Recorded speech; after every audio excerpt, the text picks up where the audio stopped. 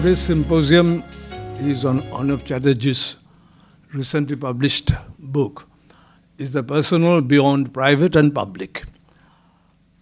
We start our symposium today first introducing our chief guest, Sri Nitish Kumar Chatterjee, a renowned philanthropist and educationist.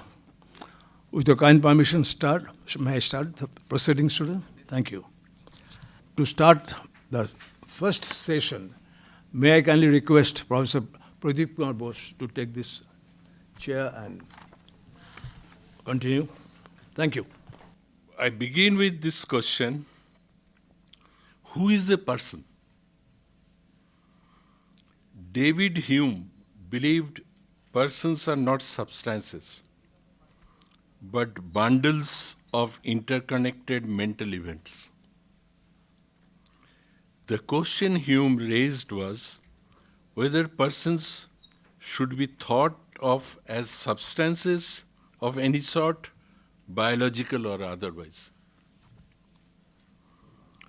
I begin with the idea of David Hume to illustrate that defining features of personhood and consequently what makes a person count as a person differ widely among cultures and contexts. The first task of ARNAB should have been to make his position clear among the multiplicity of positions on the concept of person, which he somehow avoids. A person is a term that has had various technical and semi-technical applications in philosophy. Roman philosopher and translator of Aristotle, Boethius, 480 to 524, defined the Latin persona as an individual substance of a rational kind. The concept of rationality has recurred in subsequent accounts of person. John Locke distinguished person from man, calling the former, that is person, a forensic term that applies only to intelligent agents capable of a law and happiness and misery. This is from an essay concerning human understanding. The term has a particular importance in the moral philosophy of Immanuel Kant, who defines it in much the same way as Locke. A person is the subject whose actions are capable of imputation. This is from his introduction to Metaphysics of Morals. Kant says that because persons are capable of imposing laws upon themselves, they are worthy of respect. The question of whether persons are essentially mental or physical entities is closely related to another important problem associated with person and personal, namely the problem of personal identity. The question of mental or physical attribute of a person has been a much discussed subject. English philosopher P.F. Strawson,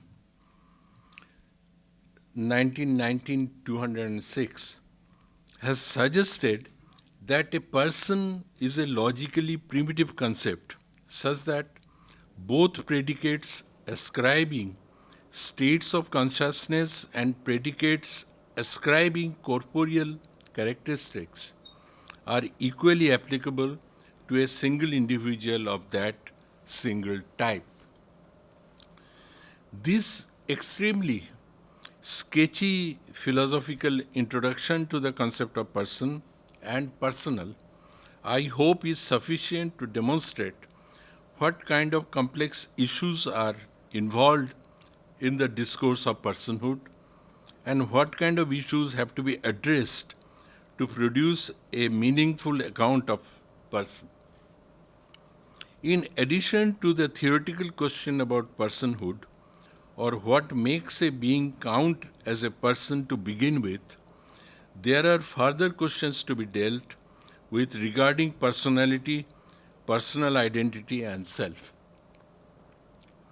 The last two questions, namely personal identity and self, inquire about what makes any particular person that particular person instead of another, and what makes a person at one time the same persons as he or she was or will be at another time, despite any intervening changes. Without making one's position clear on the question of person, personhood, personal identity, and personality, the framework of analysis remains insecure. Actually, it floats in thin air. ARNAB dismisses the question of personal identity in 2 pages by narrating Rakhi Sawant's case and asserting, without any convincing theoretical argument, indeterminacy of the personal.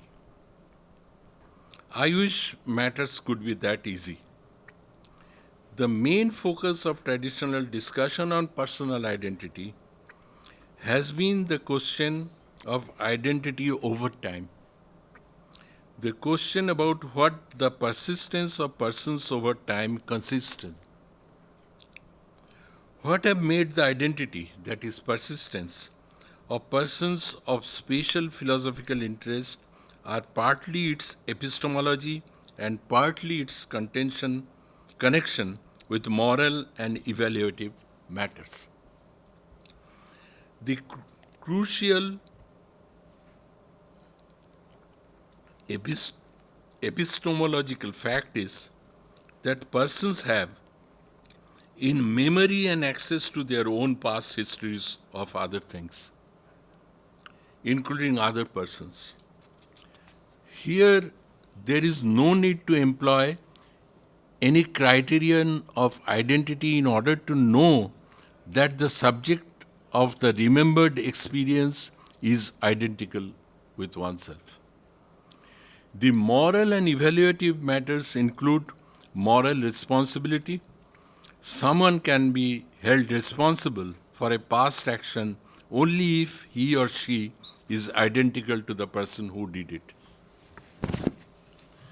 The modern history of the subject of personal identity, in fact, begins with the philosophy of John Locke, who held that the identity of a person consists neither in the identity of an immaterial substance nor in the identity of a material substance, and that it consists instead in same consciousness. So we see how the problem of identity of persons retrospectively defines the concept of person and personal. That is, once you discuss the identity or you fix the map of the identity, then you can go back to the concept of the person.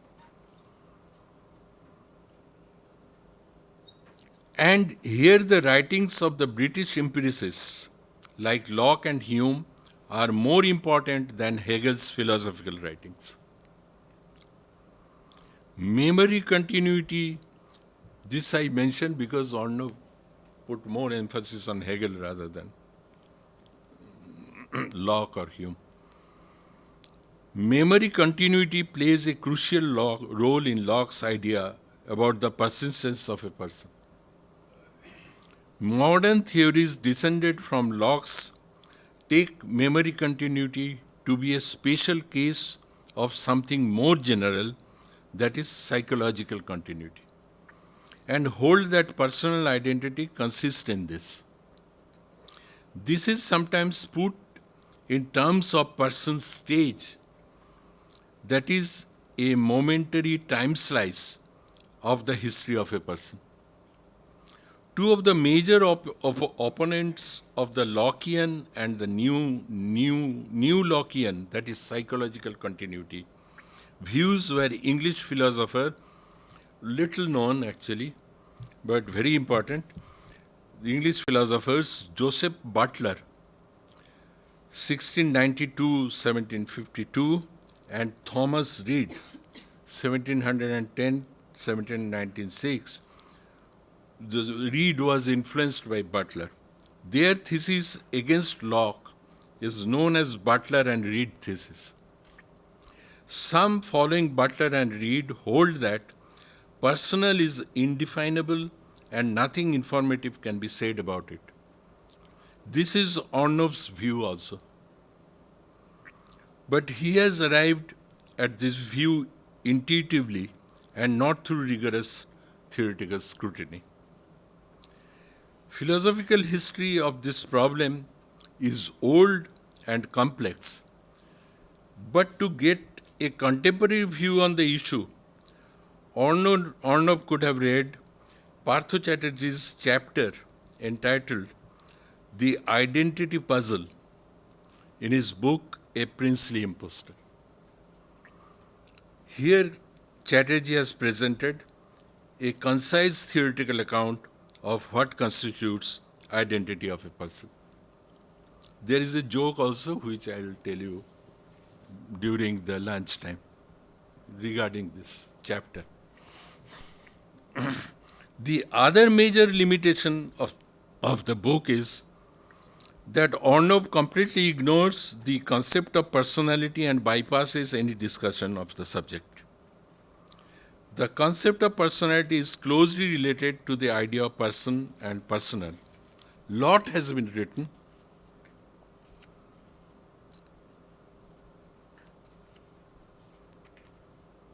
written on the subject, but I'll confine myself to few illustrations to demonstrate wide-ranging meaning and significance of the concept, which again retrospectively defines the concept of person. The notion of personality is principally invoked in the attempt to predict or explain personal behavior, the principal subject of ARNAB's book also. However, the term personality refers to broader, more general orientations and tendencies. To point out various theoretical approaches and positions, in anthropology there was an influential culture and personality school founded by Margaret Mead, Ruth Benedict, and Edward Sapir. The Freudian theory of personality has been most widely used in the detailed examination of a person's personality. As it is well known, Freud's arguments are grounded in a general theory of personality, which in its best known version delineates a tripartite personality structure of id, ego, and superego. Talcott Parsons has attempted to explore the possible relationship between personality and social structure. Max Weber's Protestant Ethic and Spirit of Capitalism is basically a book on personality, where he examines the fit between personality characteristics and social organization. At this point, I will instead take up an author whom ARNAB doesn't discuss at all, and he is D.P. Mukherjee. Mukherjee, in the last phase of his life, wrote in his diary that all his life he has investigated only one subject, and that is personality. In the early phase of 20th century, early Indian sociologists, almost without exception, were critical of the idea of the individual and individualism.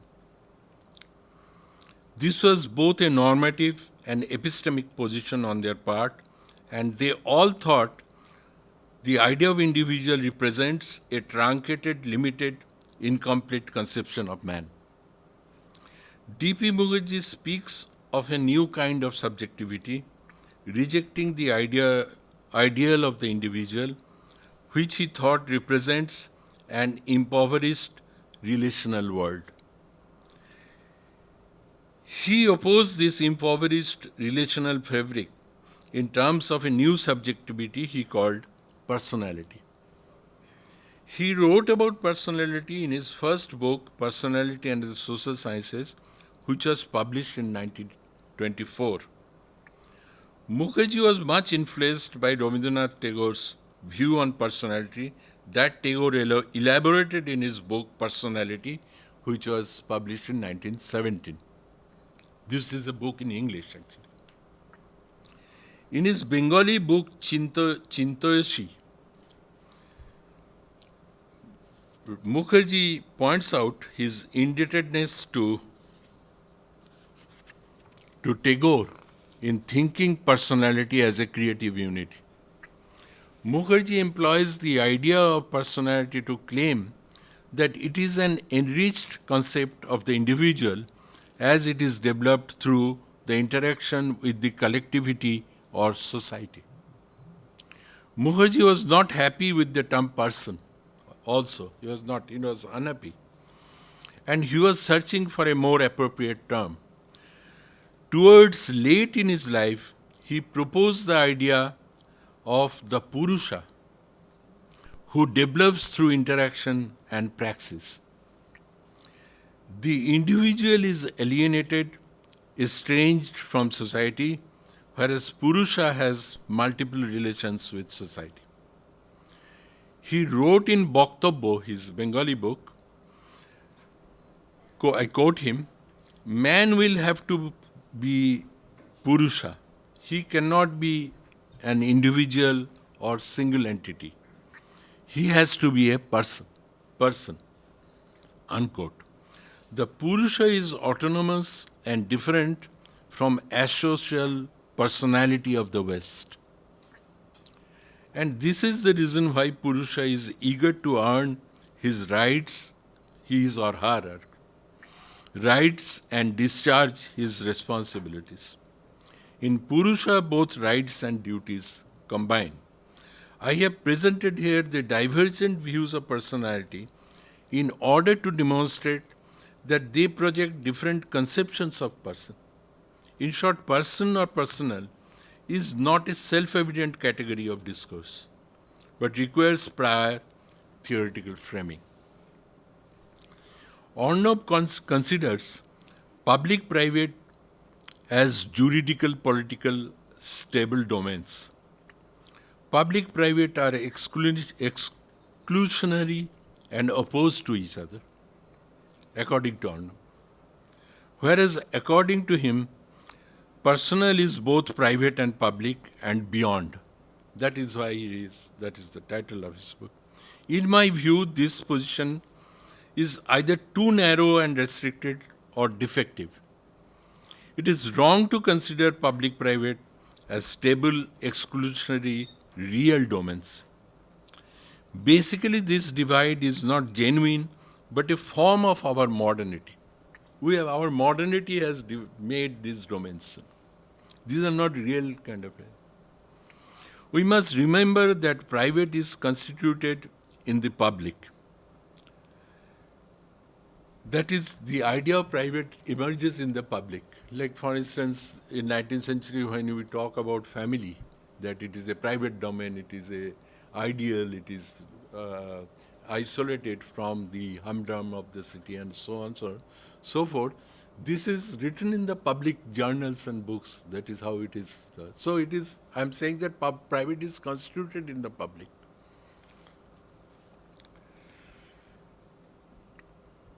Private in the public. Dichotomies like private, public, mind, body, reason, emotion are not neutral and innocent, but imply powerful and exclusionary hierarchies. An additional conceptual problem occurs when the dichotomy is accepted as dominant cultural metaphor and thus powerfully determines further ways of thinking and acting.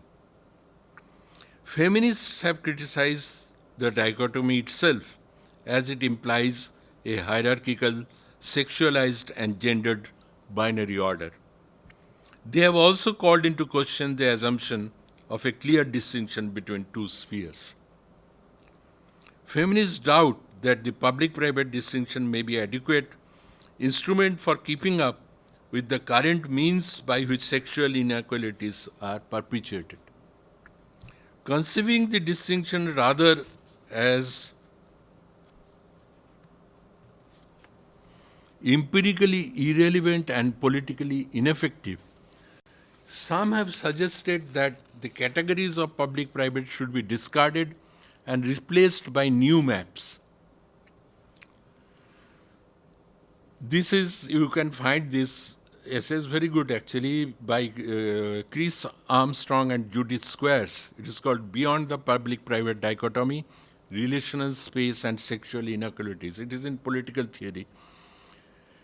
And Diana Cool, Cartographic Convulsions, Public and Private Reconsidered. This is also in political theory. All these essays incidentally search for something beyond public-private divide. Everyday life in late modern democracies tends to undermine the notion of clear public-private divide. Basically, the separation between public and private spheres, the personal and political, seems to be closing up or at least getting increasingly blurred. The reasons for this emerge from the popularity of mobile phones and kiss and tell chat shows. The rise of autobiography to the privatizing impulse caused by the neoliberal transformation of late modern governments and the proliferation of viewing technology from CCTV to ultrasound in everyday life. In addition, clusters within critical theory now speaks in ways which seem quite alien to images of a public-private divide, separation or different spheres. Deleuze and Guattari saw postmodernism as challenging the traditional split between private and public spheres, producing instead the supersaturated space of immediate presence. Hence, private is not only public, private is theoretical. Little difference remains between private and personal. The conceptual elaboration of person becomes meaningful when someone like D.P. Mukherjee projects it as an alternative to the ideology of the individual. Thus, there is a talk of beyond of the imaginary domain and of democratizing the intimate sphere. For ARNAB, personal is the panacea of everything that has challenged the public-private divide. Further, my view is that by positing personal atop this divide, overruling the dichotomy, he is not getting much theoretical advantage, but falling into a trap which I am going to point out in a short while.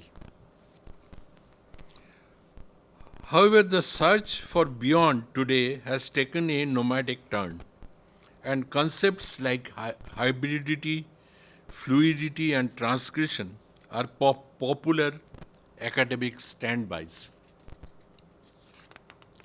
Broadly speaking, postmodern shifts seems to have foregrounded the subjective, even the confessional. All the same, in elevating the personal as an all-encompassing, all-inclusive category and projecting it as the supreme concept, ARNAB moves inexorably towards the philosophy of personalism. A late 19th century and early 20th century philosophy in America, which viewed all reality as ultimately personal. The philosophy claimed that person is ontologically fundamental and that all philosophical inquiries should proceed in reference to the concept of person. Influenced by Berkeley and Leibniz, the personalists viewed even the natural order as intrinsically intrinsically personal, this version of personal idealism eventually adopted a theistic position that God is the transcendent person as the primary manifestation of personality and the ground and creator of all other persons. I hope ARNAB doesn't go that far. Thank you.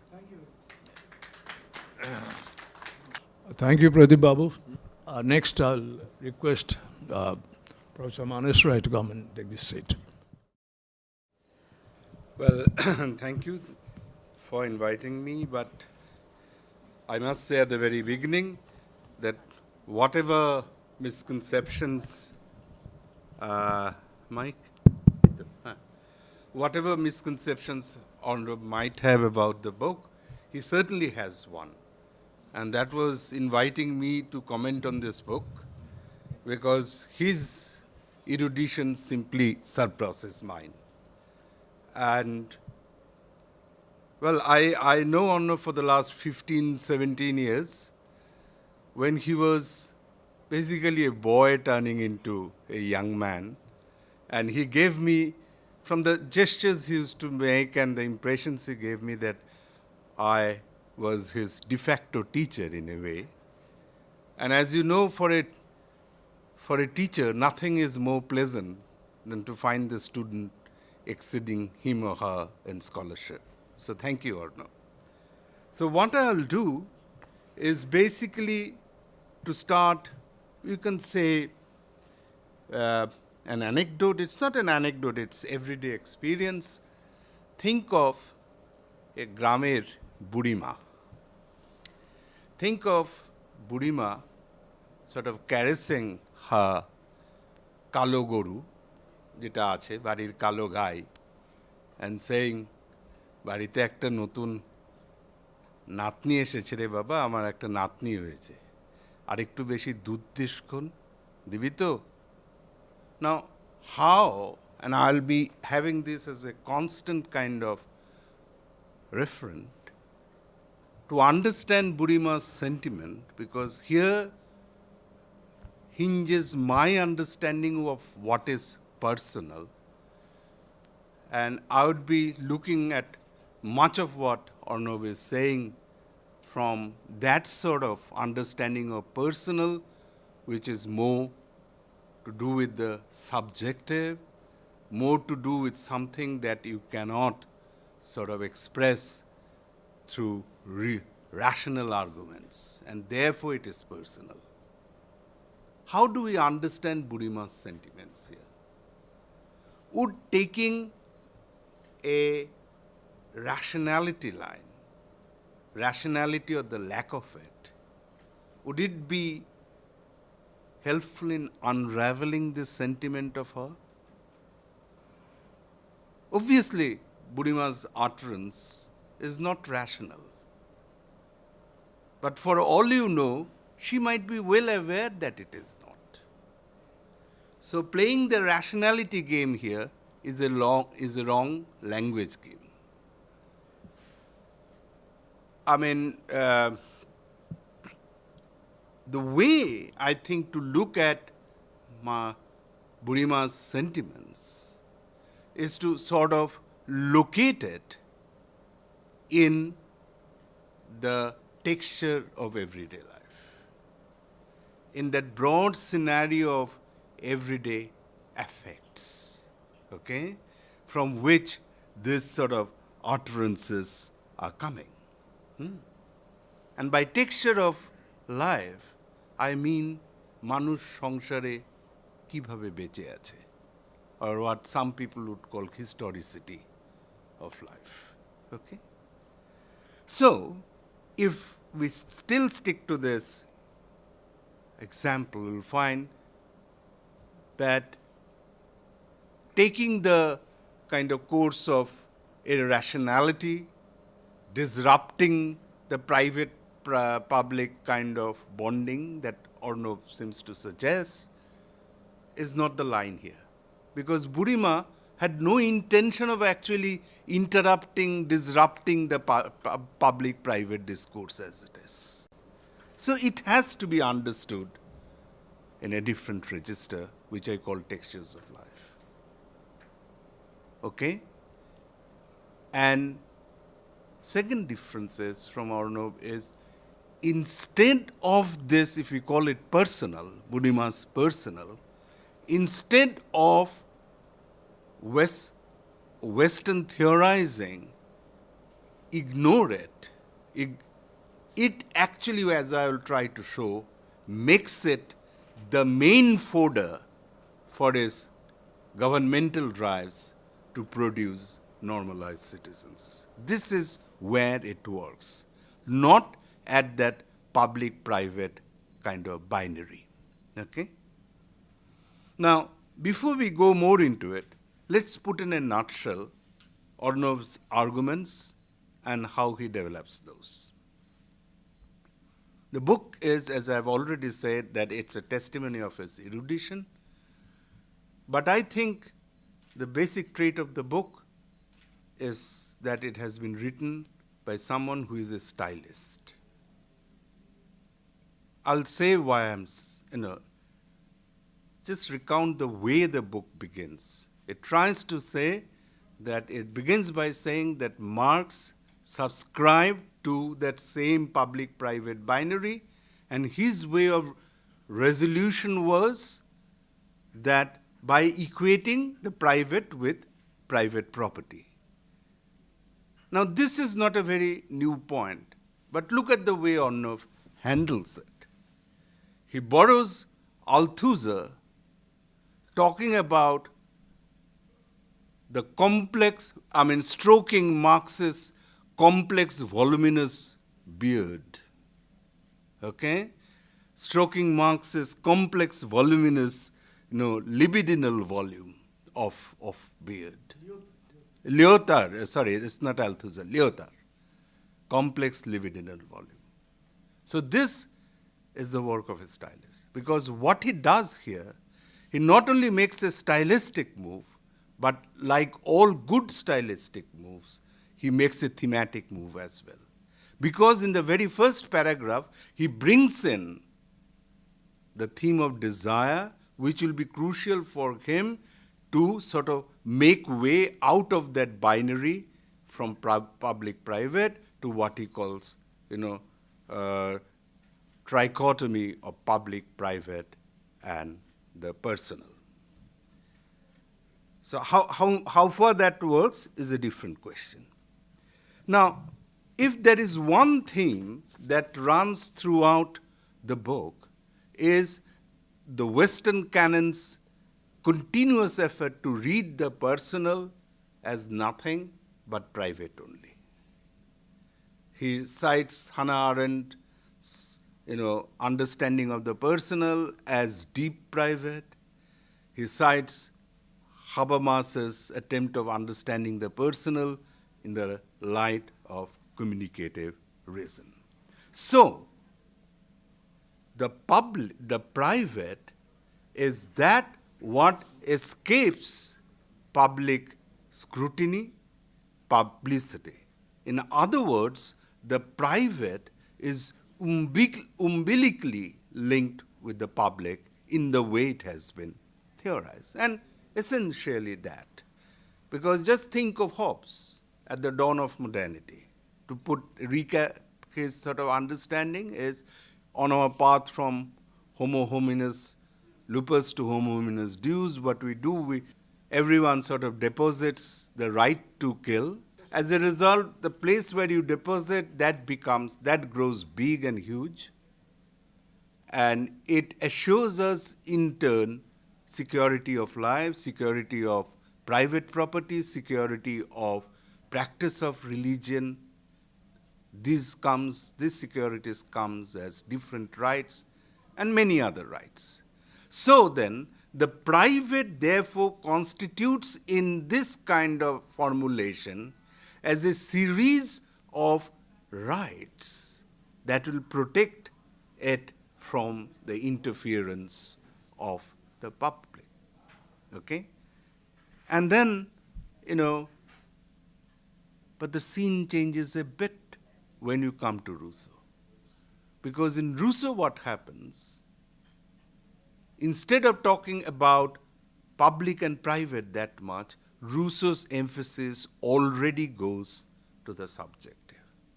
He thinks that what enlightenment has caused is an infinite expansion of the subjective, which he upholds, but which will make the revolution, meaning the French Revolution, as a logical conclusion which he dreaded.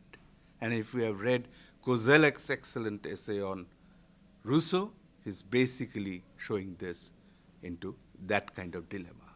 Kant tries to go out of it, Pradip has already mentioned, by making private and public go through a somersault. It's when I write something from the solitude of my study and then publish it somewhere in the print, it's my public duty, public reason. And when I am teaching, it's my private reason. In the process, Kant hoped that, enlightenment spirit of reason can continue without social sort of disruption. But, what remains intact is that public, private are seen in this umbilical tag and seen as constituted of rights. But along with this happening, and this is one sphere I think, Arnab, you haven't taken into account, is the steady emergence of the subjective that Rousseau already points out. Okay? The point, I'm coming to that, but the point is, and I'll stick to this, that no amount of inflation of the public-private dichotomy, no amount of playing around with that dichotomy will give you an access to the personal as a register of affects. That is it.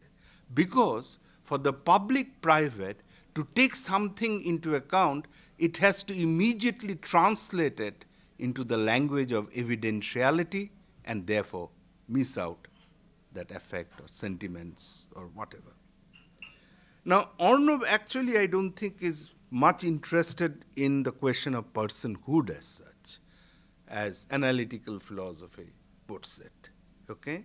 The whole question of identity of the person. His take of the personal doesn't come from there. In analytical philosophy, Pradip has indicated, there is a substantial literature on this kind of identity puzzle games. Like you have this whole literature of the identity of the conjoined twin. You have this hypothetical kind of game of A and B swapping their brains, then who remains A, who becomes B. That sort of game he is not. And I think he immediately moved to Hegel and he tried to sort of understand Hegel in terms of relationality and play of opposition. I was not sure about that connection, but that's not my point. To come back to the point I am sort of referring to, that, by instituting reason as the main sort of weapon or whatever, facility to understand life and its dilemma, what modernity has done, that it has to relegate everything that it cannot understand to something called the pre-modern. Those, as per modernity's this definition, those hybridizing societies of old times where, words and things, men and things blended, words had a causal power, practical knowledge was, something that was neither differentiated from power nor from cosmology. As against this, modernity would pose itself as a purifying society where knowledge and power are kept separate, where words described rather than performed, where there was an ontological difference between the thing and those who actually use those things. And as you know, Latour has critiqued this position by saying this universal rupture is modernity's primary illusion, because there is no such difference, in that sense. Now, as Arnab says, that because of relegating everything to that realm of desire, there is an inbuilt kind of resistance to the question of the personal and in modernity. And not only that, it sort of erases those marks. And here, his reference is to Nietzsche. And Nietzsche's sort of privileging of the irrational, of the erratic, of the eruptive.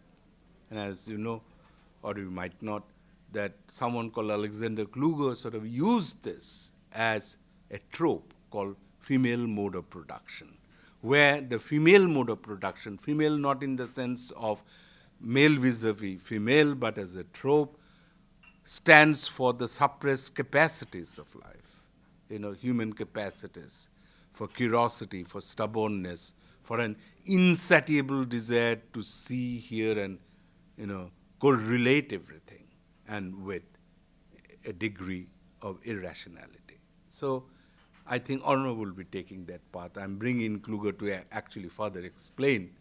But my question is, by taking such a path,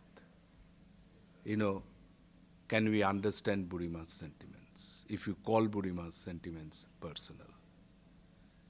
The difference would then be those who believe in the strict definition of private and public, they would be sort of denigrating Burima as irrational, while someone like Arnab would be actually valorizing that irrationality. But we are playing the same game here, That would be one of my things.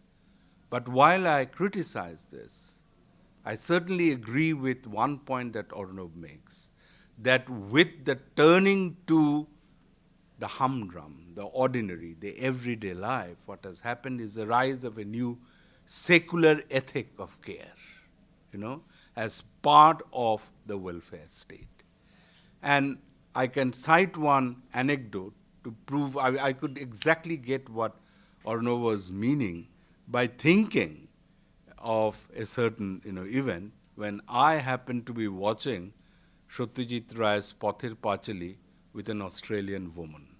Remember that sequence when Harihar is not sending money and, there's absolute poverty reigning in the family, and Sharmojaya just doesn't know what she's going to feed her children. Then ওই ব্রাহ্মণবাড়ির এক পাশে এক মহিলা এসে ওকে কিছু আলু চাল আর এসব দিয়ে যায়. So this woman asked me, is she the appointed local caregiver? So I immediately knew that what Arnav is saying. So I agree with this. And I find your Gandhi Motilal exchange interesting, but I wasn't sure what difference you are making between private drinking and secret drinking. That is one point that isn't. But the way I would have pegged Gandhi here in this discussion on the personal is quite different. Gandhi is hugely important in this discussion of the personal because of one persistent thing that he practiced, which I am calling the theater of transparency, is that like committing sins. And Gandhi has a whole plethora of sins that he committed, but the most, discussed is taking his wife to bed when his father was dying. Now, every time he commits a sin, what Gandhi will do, he'll write threadbare about it. And, make it public, make it transparent, let the whole light of the world fall on it. And in the process, the man would be moving from truth to truth. So what happens to the personal here? Or that line between the secret/personal here is it is sort of ratified by the public, and not only ratified, you get the feeling that this personal exists precisely to be ratified by the public. That is something you might think of later on how to put it here. Now, one or two specific sort of criticisms, and I'll have a quick kind of quarrel with ARNAB in the way he sort of posits personal attack and what he calls, play of the dirty hand. Okay? And he thinks this could be a way out of coming from that public-private sterile, dichotomy. I do not. I think, this personal attack and play of dirty hand only extends that dichotomy, makes it more firm. Why? But before I come to that, it was wonderful of him to bring in Machiavelli here through Althusser by saying that fraud, if you take the play of dirty hand as fraud gets its operative power actually from law, that is consent of people, and from force. And that point is very well shown. But, Arnav, I would like you to think here, personal attack has got nothing to do with the personal as such. Personal attack is what it is doing. It brings out some secrets about someone, puts it in the public domain, usually through the act of distortion. So it is not that, takes it out of the binary. I'll give you, to make my point clear, I'll give you one example. If the misogynist thinks, let's say they think, that all women are whore, to raise a counterpoint by saying that all women are deities only actually further re-emphasizes the whore deity binary. It doesn't take us outside anymore. In both instances, you are dehumanizing the woman. Okay? So that of the point. Now, while reading your book, I had one or two points which you might like to consider, in thinking about it. First is, Pradip has already mentioned subject. I'll say the birth of the subjective itself. Obviously, the first reference would be to the confessional technology, where you sort of confess everything, erase the private or the personal, as it were, and the process bestows an interactive kind of situation from where the subjective or the inner is born. So, in your very search for the inner, you are giving rise to the inner or interior or subjectivity. That's a very interesting process. Like Gabriel Motzkin in his book Time and Transcendence talks about 18th century French clergy, junior clergy, who were made to write, at night by the lamp before retiring, the entire day's doings and the thoughts that accompanied those doings. Okay? But in the very process, what those clergies were doing actually, they were constructing an interior for themselves, a subjective domain for themselves, And it is no wonder that coeval to this is the birth of novel as an art form.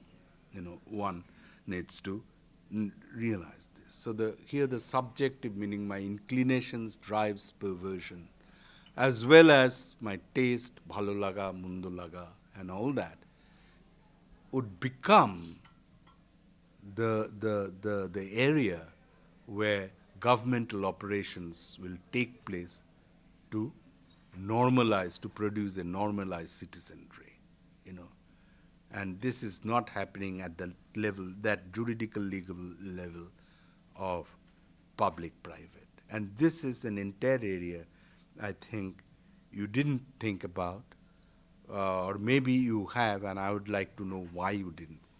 Coming to Pradip, the point he made last, is that the 70s, feminist quip of the political is personal. What I will say, the political is indeed personal, but there is no point chanting it as a mantra unless you don't take into account the democratic processes necessary to understand it and to exploit advantage out of it. The border of the political and the personal is made up of, family life and lifestyle orientations and a series of other things that you might call subjective. But they are so porous as not to be borders at all, but shifting historical line, that governmental technology brings about and is necessary for them to have that porous line, And this porous line is what is most important for understanding the personal. And I will end by, taking this argument a bit further, because what happens, your thrust to understand liberal governmental technology has been because you are both putting in and critiquing public-private, it has remained to that legal juridical. But liberal governmentality has an entirely another chapter to it. And, that is the civil society. The framing of the civil society as a governmental technology.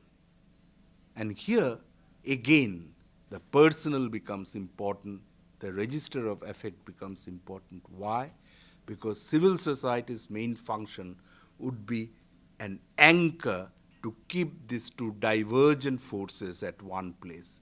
That is, the economic sphere's ceaseless, drive towards profit maximization, and legal juridical sphere's emphasis on equality. And if you have read Foucault, you'll know that the way Foucault is trying to explain it is to keep these two together, you need a spontaneous synthesis. I don't know, we have mentioned so many authors in the book. As I said at the very beginning, I didn't even hear the names of many.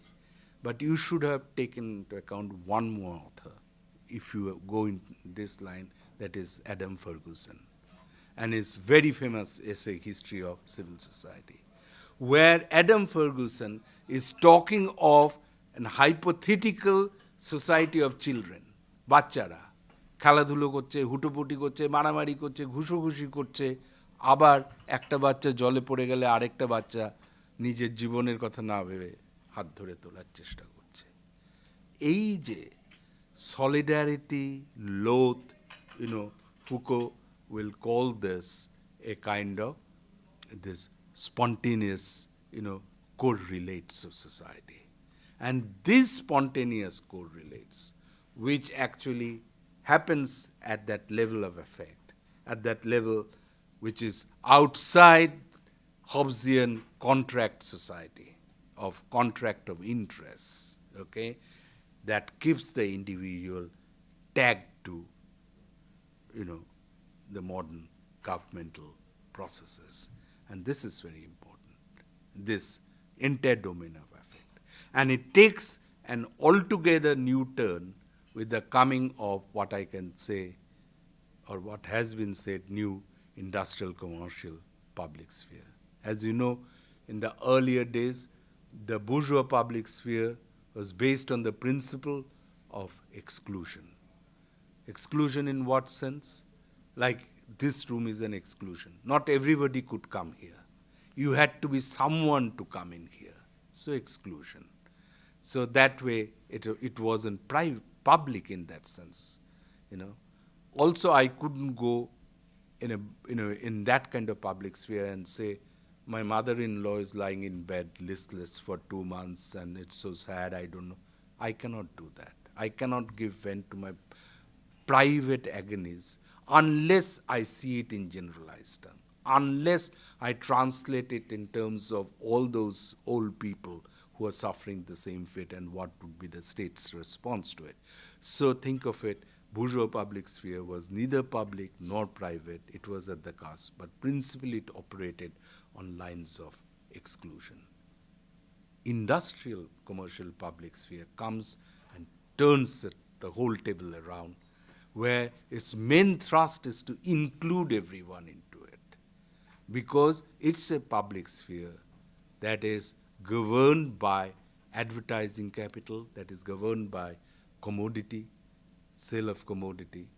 And what it does in the process, it uses the raw material of everyday life, our desires, anxieties, frustrations, or what have you, to vend its goods, okay? And there the personal takes an altogether different turn. And I think with the coming of social media, that new personal has bloomed and blossomed like nobody's business. In fact, so much so, I at times wonder whether there is any space left outside the new personal. And I end there. Next, I request Dr. Samir Kumar Das to take this chair. Let me first of all begin by way of congratulating ARNAB on his wonderful book. Now, honestly speaking, although we use these terms like private and personal interchangeably, it's not, I can recollect that it's only recently that I could come to realize that there is a distinction. Indeed, there is a distinction between the private and the personal. And please forgive me if I become anecdotal. I think early to 2018, I published a paper in a journal. It's unimportant. The journal is Alternatives, where I was referring to Idam Sharmila's fast, 16-year-long fast. And you know how it came to an end, how it ended tragically. And where there was a section which was like invasion of the private, where I tried to argue that Sharmila fell in love with someone, according to the human rights activists, or a section of them, is construed as an invasion of the human rights world, and is also understood by Sharmila as an invasion of her private. The argument is unimportant, but you know that I almost immediately I received a reaction from one of my philosopher friends based in Paris, and she immediately wrote to me, and incidentally she also came from Tito's Yugoslavia. And she said that in socialist Yugoslavia, we indeed would make a distinction between the personal and the private. What I'm going to do is to, first of all, draw your attention to 3 or 4 themes around which the book, to my mind, revolves. And much has been said, and I don't think I have much to add to it. And then I would offer 3 comments. The comments are not intended to point to the deficiencies, quote unquote, or defects of the book. But I would rather suggest that these are the ways by which the book could sort of sharpen and nudge its arguments further. And we'd love to hear from you how you can respond to these comments. The 4 themes, first of all, is that this private-public dichotomy is part of the grand modernist project, because you know that the anxiety is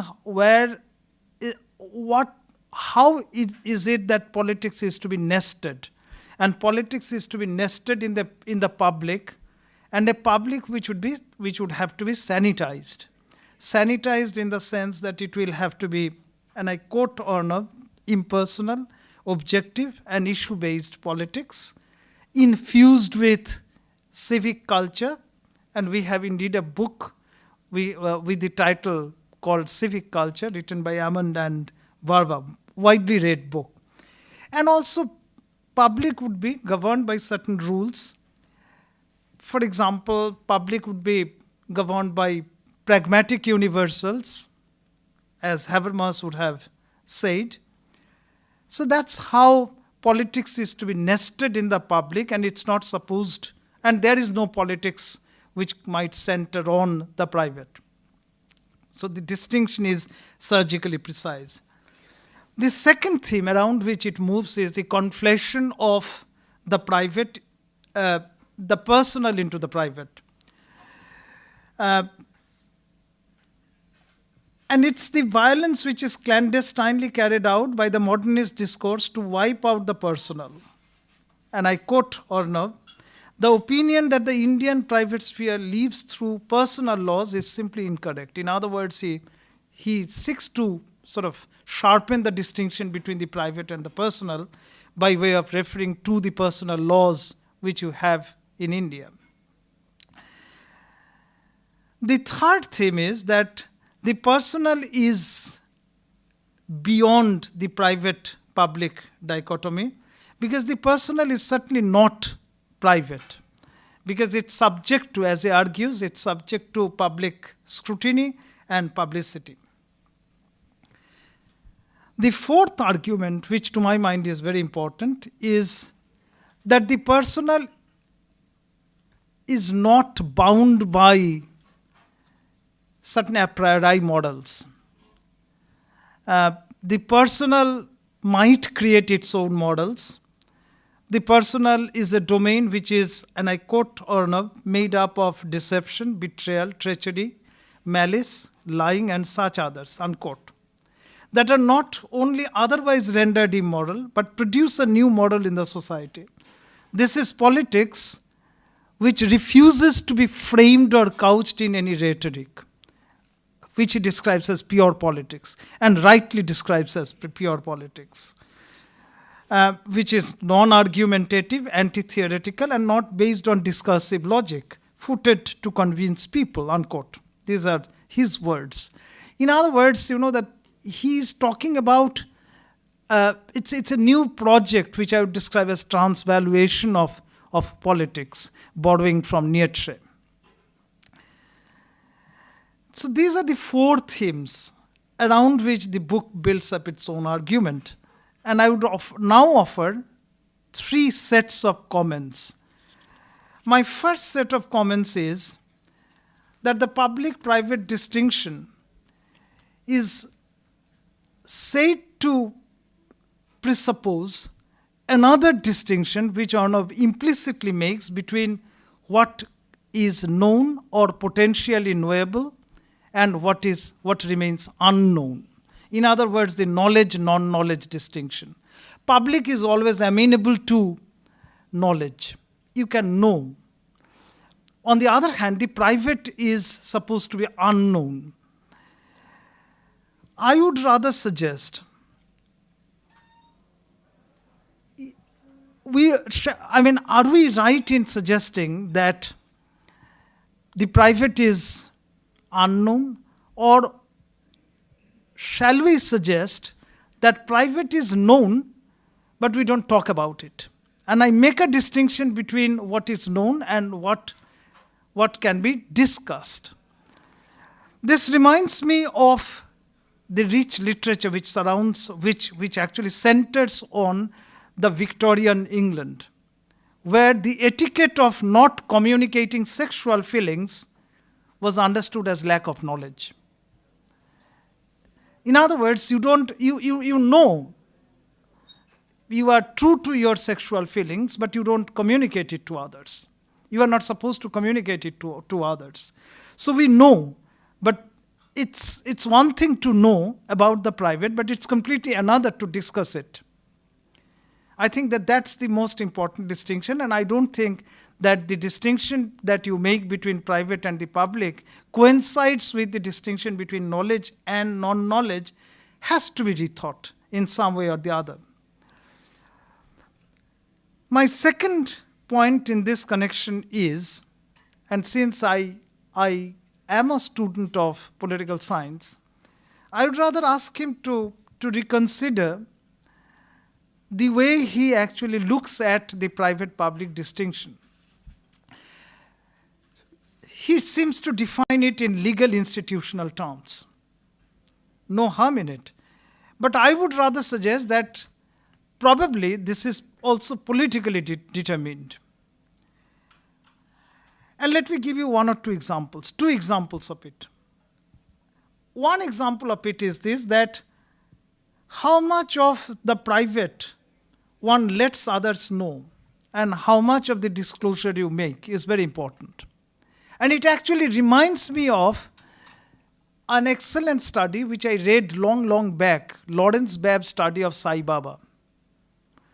And Lawrence Babb's argument was this, that how you present yourself in public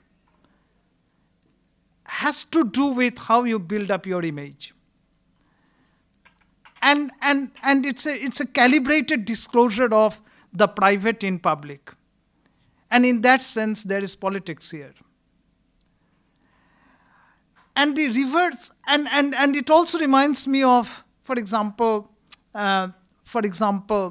the famous autobiography, একজন শিক্ষিতা পতিতার আত্মকথা, the autobiography of a fallen woman, which was written by Manoda Devi.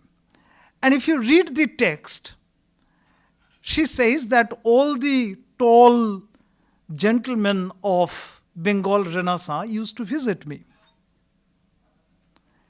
So we know their private life, but it's never talked about, it's never discussed. And interestingly, she writes this text without any malice, and she doesn't name anyone. She says that who would come to me, visit me, but she never refers to any name. She is not naming any name. So you know that it's a generalized knowledge of the private, which always is circulating in the society. And we don't talk about it because we are not supposed to talk about it. There is some sort of social censorship which always goes on, and perhaps which makes the society possible. If you read, for example, the preface to Foucault's History of Sexuality, Foucault in fact refers to such a, and I quote the prefix because I like it, the subterranean sphere, which actually is somewhere between the private and the public. And this is the shock absorbing sphere which actually takes up the pressures of private life without allowing it to burst into the public. I think that's very important, because that destabilizes the surgical dichotomy that you always envisage. And this is not talked about, this is not much discussed. You are not supposed to confess your sexuality in public. Hardly is there any sexual testimony in Bengali literature. The second, which is the reverse of it, is this, that how much of the private I know of you that I will make public. In Bengali, there is a saying, আমি public করে দেবো, আমি কিন্তু সব জানি. So you know that there is always this threat. And you know that the recent controversy on, for example, the cricketer hugging the chief of the army staff of Pakistan. While the cricketer insists that it was a private visit, which was a response to a private invitation, the gentleman who was interviewing Sidhu on camera was arguing that Sidhu is a public person, so there is nothing private in it. What does this mean? It means that there are certain things which always can be made public, provided, depending on political exigencies. I think that that's the most important point which you have to understand. And finally, under this set of comments, I would also say that the private it doesn't escape social rules. The private is also governed by certain kinds of social rules. It reminds me of Diderot. And Diderot widely considered as one of the strongest votaries of sexual liberation from its pre-modern encumbrances, if I may say so. I'm not very comfortable with the word encumbrance, for it is to be considered as an encumbrance only viewed from within the modernist perspective. He also makes a case for removal of celibacy. But how does he justify it? In order to maintain that sanctity of marriage and the society, in other words, your removal of celibacy is required in order to justify the institution of marriage. Because otherwise the institution of marriage will be threatened. And I quote Diderot. This is a short excerpt which I have taken from his collection called Encyclopedic Liberty, Political Articles in the Dictionary of Diderot and D'Alembert. Quote, the more you reduce the number of possible marriages, the more you harm those marriages that have already taken place. And that the fewer married people there are, the less fidelity there is in marriage, just as when there are more robbers, there are more robberies. Unquote. In other words, what I mean to say is this, that the private is not a licensed sphere. It's also bound by certain rules. It also, not just rules, but also by certain institutions. My second set of comments has to do with the connection between the concept of person and identity, the complicated relationship between person and identity. I think Pradip has also touched upon it and Manoj has also touched upon it, but I have one or 2 points to add to whatever has already been said. If you think of Amartya Sen's writings, and you have quoted Amartya Sen, that a person is a multi-identity person, and one has to be tolerant to all varieties of identities and identities of all persuasions, all shades. In other words, personal agency, and there is something which you describe as personal agency, which is always greater than any of my identities or even all the identities taken in their combination. But to my mind, I think that the situation is much more complex than Amartya Sen would have suggested. I give you 2 or 3 possibilities quickly. One is the possibility that we are sucked into certain kinds of identities. And if you read, for example, Sudhir Kakkar's account of communal riots, you will see how, for example, one is immersed into the collective unconscious. And then, for example, resorts to violence. And then, eventually, one regrets having taken part actively in violent activities. One of my friends who has actually has very thoroughly studied the post-Babri riots of Kolkata, he actually cited an example. He said that a vendor of candies, selling candies on the sidewalks of Calcutta, was stabbed to death. And you know that his pot of candies got broken. And all the candies were strewn around. And remember that section 144 was clamped. This was actually in Maniktala, one of the North Calcutta localities. An old man and a well-respected man, he came out of his home, picked up the candies, went back. Never ever was he regarded as a thief. Was he known as a thief? But you know that when he was asked that, why did you do it? He said that I don't know why I did it. And you read, for example, Ashish Nandi's accounts of post-partition riots. The response of the respondents, those who actually took part in riots, they said, proloy hoye giyechilo. It was a different time. And we did it. We had absolutely no control over ourselves. So you know that you are sucked into certain kinds of identities. So this is one possibility, that you may be a multi-identity person, but certain identities get privileged, and this very act of privileging escapes your control. The second possibility is that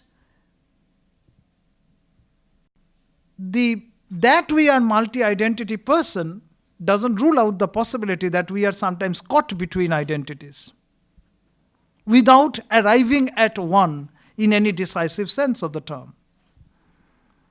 Now, if you read, for example, and he is from Malda, in North Bengal, for example, the most numerous social group is the group of Rajvanshis. And in my recent study, I have found out that if you take, for example, the last 200-year history of the Rajvanshis, you will see that they have never arrived at any particular identity. They wanted to establish themselves as Kshatriyas, which they could not. They wanted to establish themselves as speakers of Rajvanshi language, as opposed to the Bengali speakers. They could not establish their identity. So you know that it's like sort of shuttling across a wide variety of identities without arriving at one. And I describe them as permanent nomads. They continuously move around identities without arriving at any one of them. So you know that this is the point, that this multi-identity situation also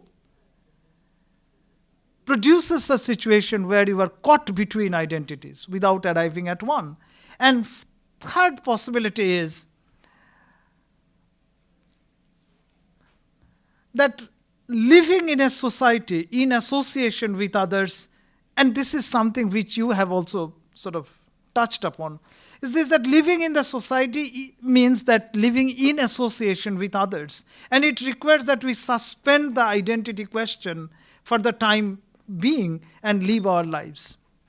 And probably that this suspension sometimes turns out to be infinite suspension. And I give you an example. Now, and this is actually an ethnography which one of my students has done on one of the villages in Murshidabad. The village is entirely a Muslim village, excepting that there is one Hindu family. And the Muslims reportedly don't have a subgroup of potters. So they brought this family of Hindu potters several generations back. The last Hindu man breathed his last. So there was no one to do the last rites. The Muslims hired a matador vehicle, took him to the burning hut, and did the funeral pyre. Lit up the funeral pyres, did the last rites. So when my student asked them that, why did you do it? Because you were Muslim. They said that we never thought. This question did not become relevant for us. Much in the same way as Rakhi Sawant told you, reportedly told, that I don't know what my identity is. But I did it because, that I thought that in a society you have to do it. If you have to live in a society. So I would describe it as sort of perpetual deferral of the question of identity. You don't allow your identity question to bug you persistently.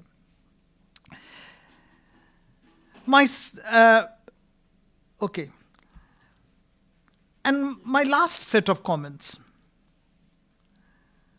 The personal is subject to public scrutiny and publicity. And you use the word communicative complicity. So you know that it's a communicative person. But it's certainly not the kind of communicative reason that Habermas or Manas have been referring to. And it is because of this public scrutiny, the person comes up with the burden of a prefix, which is collective person, or public person. And these two prefixes have been used simultaneously in your book. And I would say that this comes as a subtext of your writing, that the person is not sort of an isolated monad, but he comes up with these prefixes, that he's a collective person and he is a public person. I would ask myself that, what do you mean by a collective person? You can think of two kinds of collective persons. One, much in the sense in which, for example, Durkheim used the word conscience collective. In other words, a collective person would be an instantiation of the collective conscience. In other words, here, each one of us will be a clone to each other. And in such a situation, there is hardly any scope for deliberation, because we can't deliberate on matters, because we actually think exactly in the same way. Are you referring to it? Because you use the phrase, and I quote it, this is singularity of viewing the world. You seem to suggest that a collective person will arrive at a singular view of the world. And therein lies the problem, that are you actually taking us back to it? It has many, many authoritarian implications. The second possibility is, and here I am reminded of Tagore's famous essay called Lok Hit, public good, where Tagore says that the first condition of doing good to others, in other words, to be able to do good to others, is to feel us as one with others. So you know that you just can't do good to others. You have to feel at one with others. Otherwise this becomes, and Tagore uses a word upodrab. And I literally scratched my head. I could not find out an English translation of it. That this might be nuisance to you. Which means the caretaker, the recipient of the care. It might be upodrab to the recipient of the care. When this communication, whether through a highway or through a bylane, these are Tagore's words, is established, one earns the right to do good to others. Remember, Tagore uses the word odhikar. So you have to earn the right to do good to others. And it is in that sense, in other words, you can think of a communicative discourse, which is certainly not the kind of communicative reason that Habermas was talking about. I think we need to make a distinction between these two in very clear terms.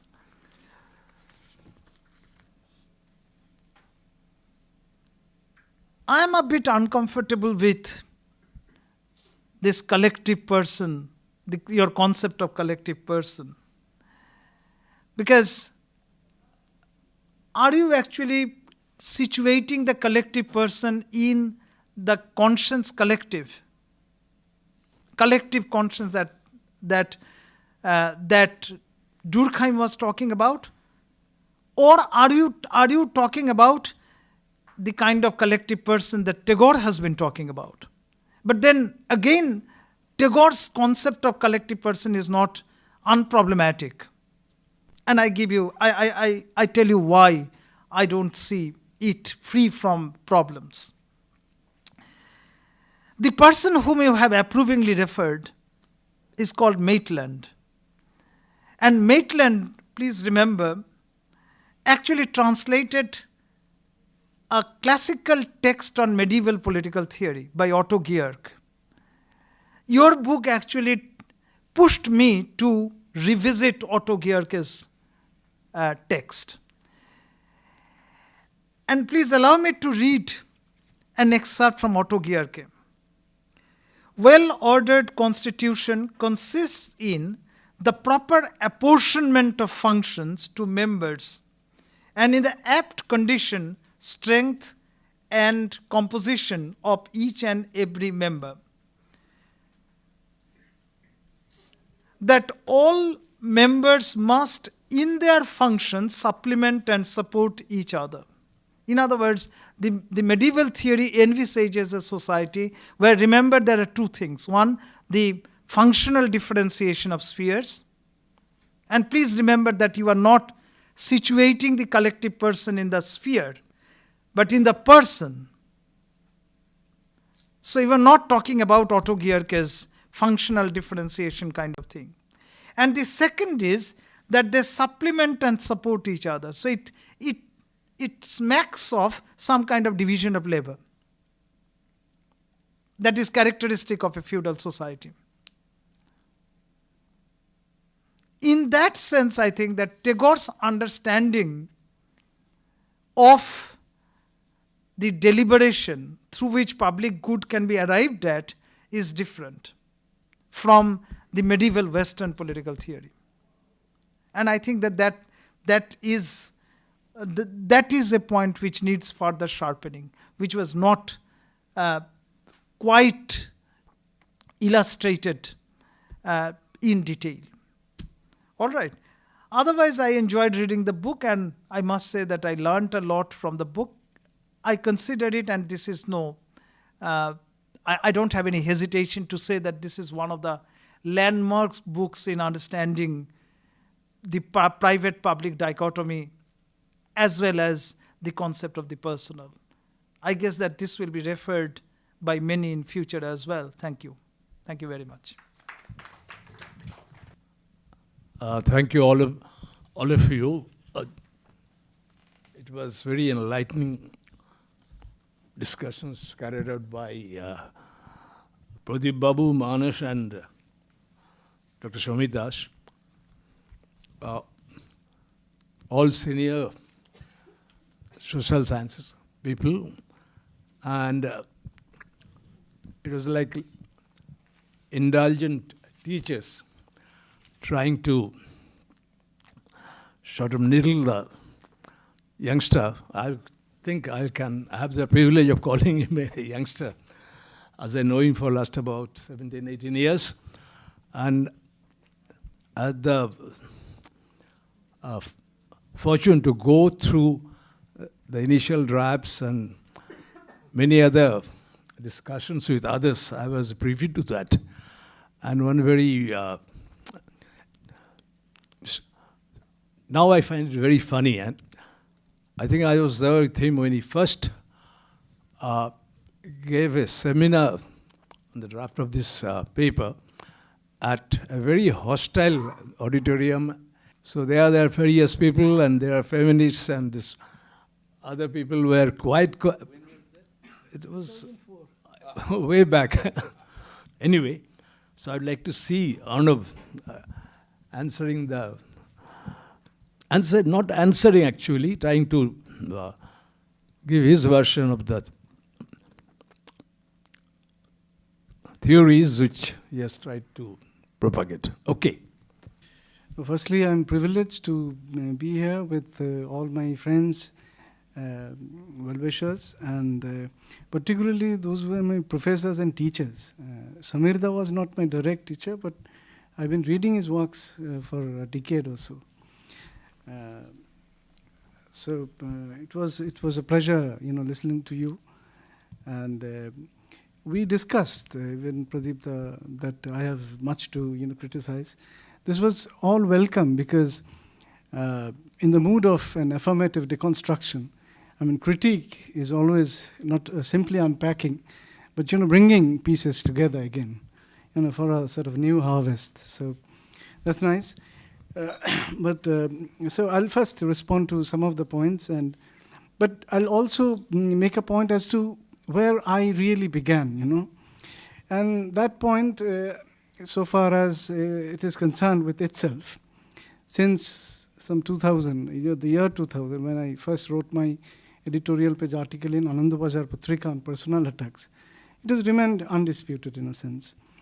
This is a starting point. There's no doubt about the private and the public being legal juridical categories. There's no question about it. I mean, if your privacy is violated, you can go to the court and ask for redressal, right? You have public norms, public rules. If they are violated, there is a criminal law and all kinds of stuff. But say, for instance, of love or friendship, can I go to a court and file, a petition that I've been betrayed? For love or friendship are canonical examples of, personal relationships and the personal that I construe. Now, if love and friendship is the beginning point, then even we had that talk, with Pradipda, because Pradipda was busy. I said, have you been reading my book? He said, yeah, I am reading, but I know your argument, but I've been busy on some other work. So what it seemed from his comments that he didn't have the adequate time to go through my book in detail. Had he did so, if he had done so, I think many of the observations would have been revised. And in future, because these observations, the discussion is going to go as a supplement in another book. So I'm going to procure those discussion as well, comments. So they will be in a written form as well. So that written form will be in an extended argument and an engagement, right? But here, in a briefly sort of telegraphic form, firstly, as it has already been clarified, who is a person? I've discussed this in the preface, right? Who is a person is not my starting point. Who is a person? This discussion is particularly there in analytic philosophy, and I've quoted analytic philosophical arguments and also Habermas's, how he sort of rejects the analytical arguments, because it is solely a question of language by which they discuss the philosophy of identity. So my discussion does not begin with who is a person, right? But in future, one could make a kind of a collective engagement in which continental philosophy and analytic philosophy. In fact, this is a curious point as to why continental analytic philosophy begins and ends with this question: who is a person? What is personal identity? Bereft of all history, and particularly that person and the personal could be discussed without any reference to modernity. So I refer to Hegel particularly, as Habermas often points out. For Habermas only, modernity becomes a problem for the first time. Not even Kant, though Kant discusses in some form, private and public, whatever. So Hegel is the most crucial point here. And I also make a point that it was the neo-Hegelians of colonial Bengal, particularly Hiralal Haldar and Brajendranath Sheel, who actually instituted this kind of personal in a new form. And there the question of collective person and personality crops up. Okay, so the question of, I think, even Pradipda refers to Strawson's. I actually refer to Strawson in the conclusion. His discussion reference to the person as a category being a logical primitive. Okay, now Pradipda talks about the frame of analysis, Locke, Hume, and Hegel. I've not discussed Hume because, as I told you, Locke I've discussed, but from a very social and political viewpoint, right? My discussion is basically a contribution to social and political philosophy, spanning social theory, legal theory, and all kinds of stuff. But I'll talk about if the question of framework crops up, then I can clarify that what is this frame that I'm trying to project. I've called this, and I've also referred to, though the word has been used before, but I've called this approach the personalistic approach. Now, what is this personalistic approach all about? First, if any problem as a thought exercise is given, if you can make if you can bring up public and private, I try to see how the personal escapes it by his maneuver, deception, right? The moment I can show that the person, by his maneuvers, can escape the private and the public parameters, this frame can be applied in politics, in ethics, and I've really did this as a sequel. This has been published by the Indian Institute of Advanced Study called Categorical View, Personalistic Ethics in Social Work and Other Structures of Helping, where I tried to show, even in microcredit programs, right? Microcredit programs in Bangladesh, in Tamil Nadu, where the wives who have received microcredit, right? All their savings have actually been usurped by their husbands, but they are projecting that as their own savings, right? Now, if this is not deception, but if this is a fact stated otherwise, then the question of personal maneuver becomes crucial. In politics, for instance, we have all these public-private distinctions. We have all knowledge of public norms and private restrictions.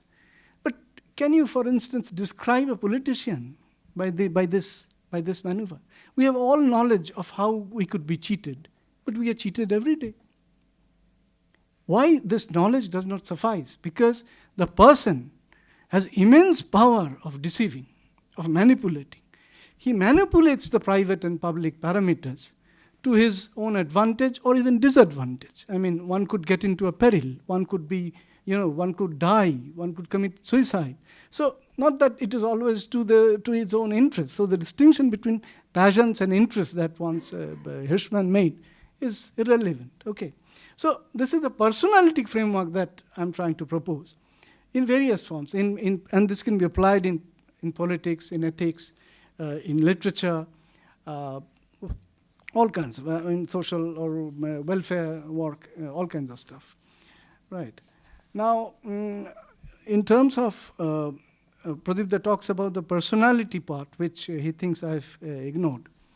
Now, I've talked about personality, but personality, I think it has to be inquired deeply. Why the question of personality has been appropriated by social psychology, ignoring, Mead and all others. George Herbert Mead I've quoted, I've cited, I've used. Margaret Mead I've not used. But it has been appropriated by social psychology. And they're trying to, that social psychology tries to build strict, knowable parameters in order to describe personality types, personality disorders, right? But this description, as you know, it's totally redundant today. It's totally redundant. For instance, because I have been trying to develop this framework in terms of our relationship with animals, in terms of animanity. And many have reminded me on Facebook and others, well, Hitler was a vegetarian. How could you say this? So in terms of, personality description, even Adorno's, study of authoritarian personality, no Adornians or Frankfurt School people would describe Adorno's authoritarian personality as a very, kind of authentic tome today, even, right? So this is one. And in terms of Freud, I've used Freud. Max Weber, of course, it goes extensively. And Max Weber is crucial because Weber actually tries to make the point, it's my starting point as well, that personal or the person, it was, the beginning was in the form of a privilege. The monarchical person is the first person in which the private and the public are united. It is from the body of the monarch that after the liberal distinction, after the fracture came, that the private public originated and the divide was, and this monarch was reinvented by what you call the emergence of the dictator. And I'm so glad that Samir actually, caught this spirit that whether I'm sort of where my sympathies, determinate sympathies lie. I'll answer this question later. So, in terms of Purusha or D.P. Mukherjee, Pradip is a specialist and he has written a very good, very extensively helpful book in Bengali in which D.P. Mukherjee features. He has also written a chapter. But I've mentioned D.P. Mukherjee here to say just one, because I would have strayed from my main argument if I had engaged it extensively. The D.P. Mukherjee's arguments are in toto, and I have here the notes which I could not use. He refers to Hiralal Haldar, and his major arguments are borrowed from Hiralal Haldar. Okay. But if D.P. Mukherjee is considered in terms of his own originality, trying to project Purusha as personal, right? And I've also voiced this to Pradipda in a private conversation, that the word Purusha, the Purusha, how can you escape the metaphysical definition of Purusha? Without, if D.P. Mukherjee is trying to deploy the concept of Purusha in a sociological, as a sociological inscription, how can he escape the metaphysical definition of Purusha? He cannot. And which I have said in the book that I pursue this in a separate paper, that he wrote Everything Under the Shadows of Haldar, that his own discourse does not escape the distinction that he's trying to avoid. He is trying to make a distinction between the individual and the Purusha. Did he practice that in his discourse? I, for instance, in my own writings, I have to be always on my guard that I protect my own distinctions. Do I practice my own distinctions? He could not. He did not and he could not. And so far as the distinction between the individual and the person is concerned, I've discussed this in the conclusion particularly. That person and individual distinction, these are quite old distinctions. They have been made. But the person and individual distinction, you cannot stop at that. For instance, I'm a private person. When I go outside, I'm in the public, I'm a public person, right? So, the moment I am private, I am public, I am sort of individual person, I'm also a collective person. Now, who is a collective person, as Samir has questioned? Now, collective personality, I've discussed this, but in terms of Durkheim, in terms of a collective mind, collective personality, who is a collective? Collective personality can be ascribed to the state, to the crowd, everybody.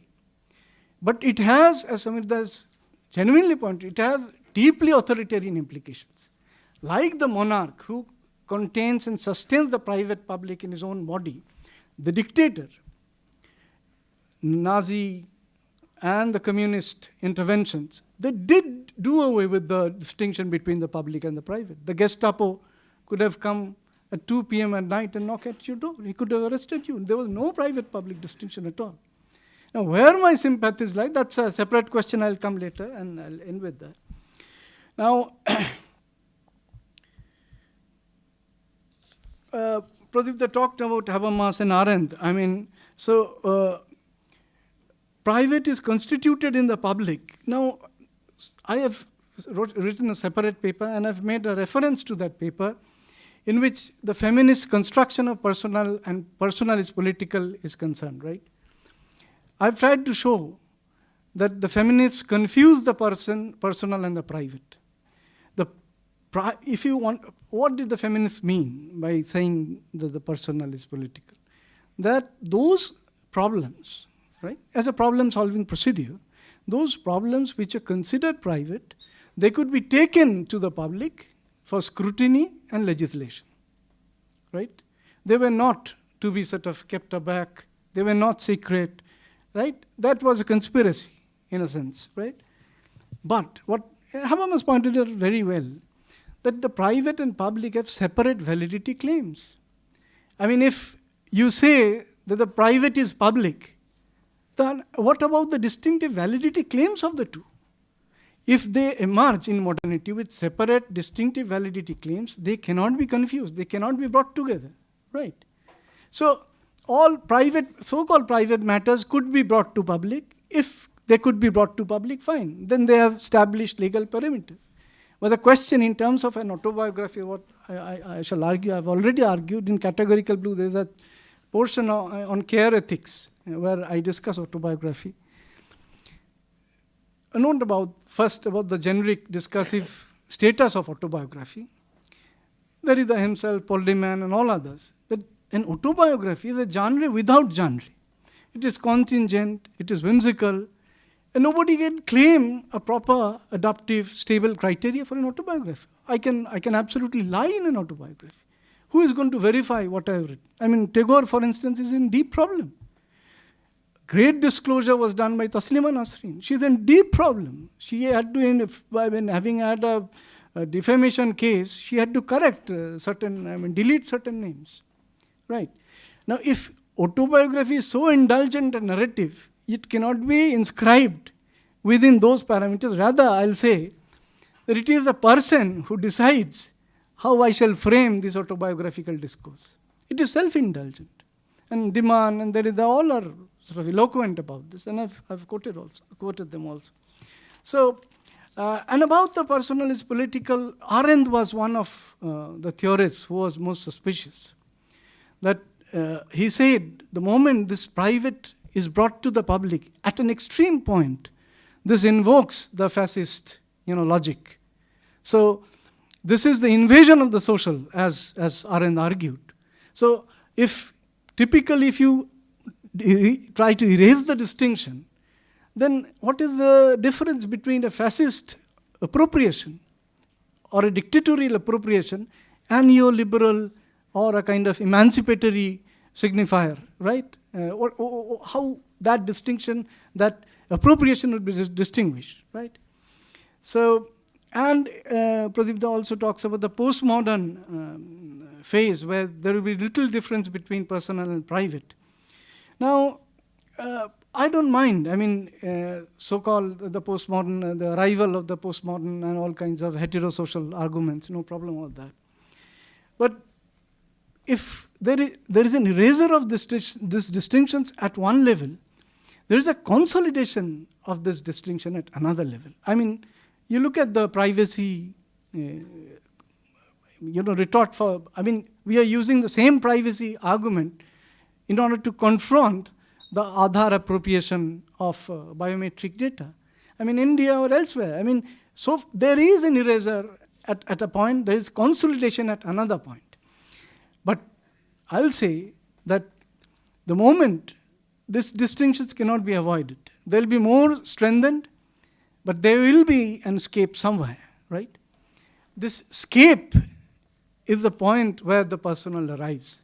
And in my future work, actually, I try to show in terms of Chota Rajan and Dawood and all kinds of friendship and alliances, how love and friendship are basically criminal complexes. How they are criminal emotions. All basically these kind of mafia groups, they are all good, deep friends. They're very good friends.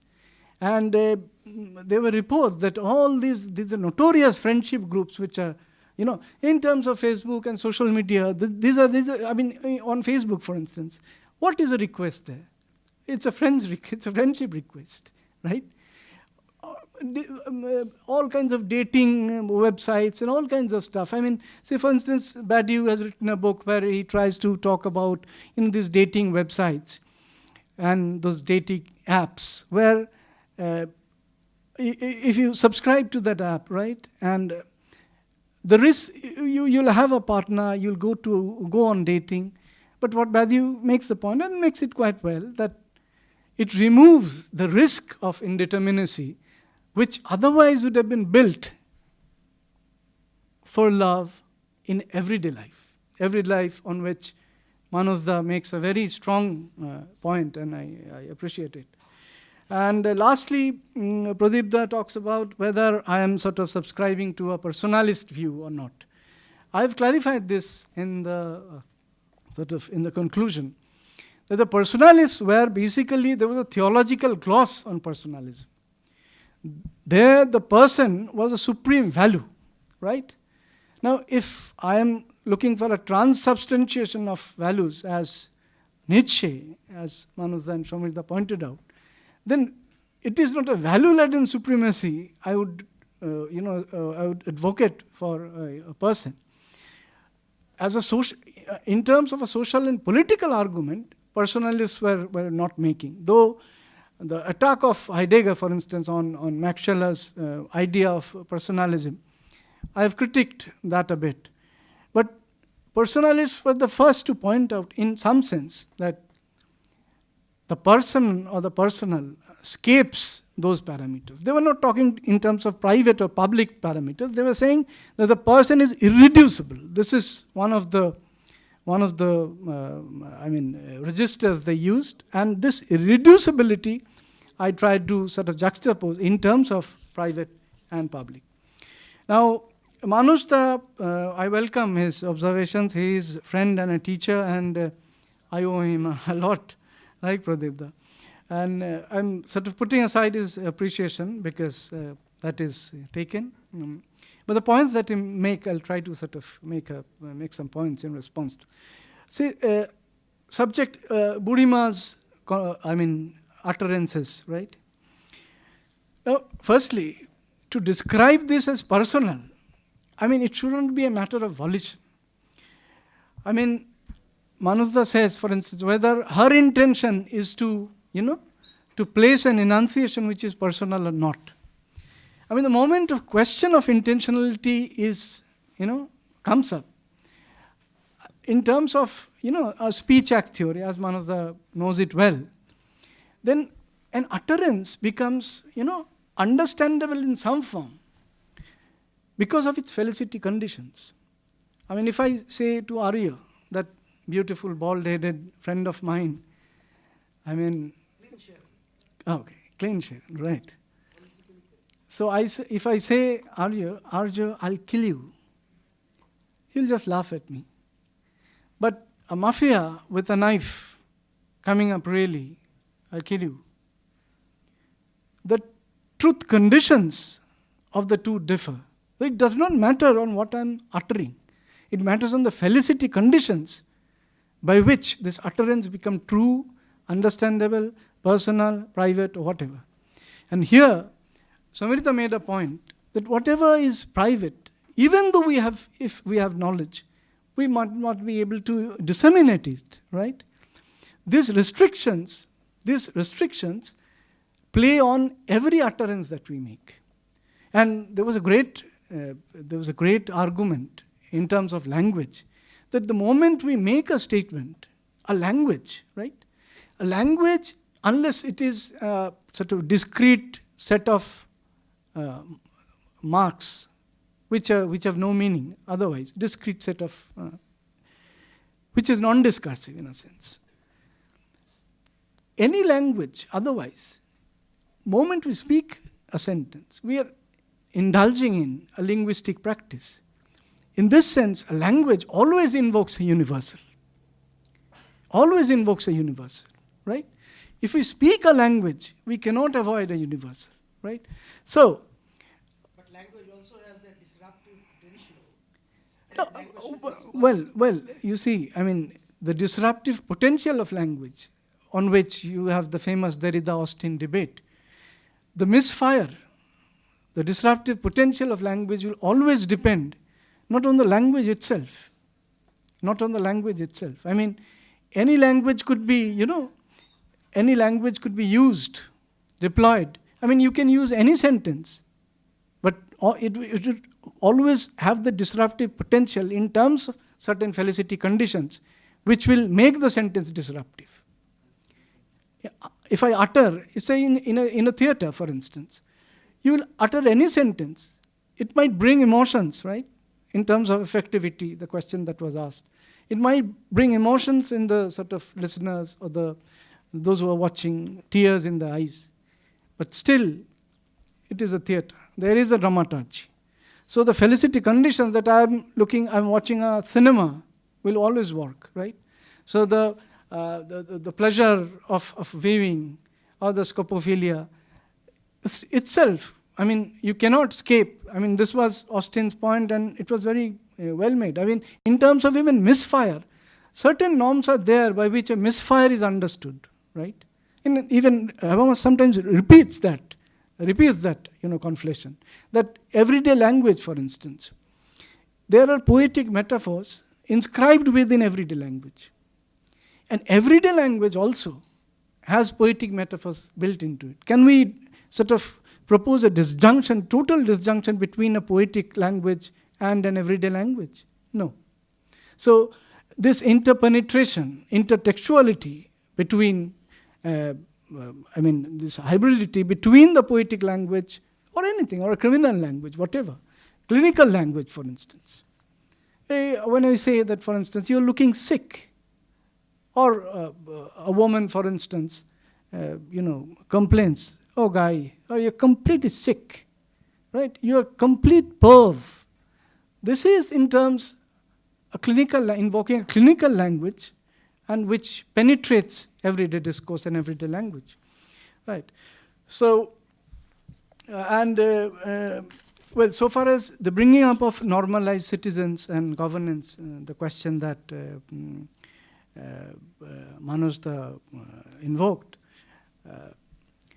the question of, I've discussed in chapter 4, basically, I've discussed Foucault and his notion of governmentality and government of the social, where I discuss extensively Foucault's proposal of governmentality and in terms of government of the social.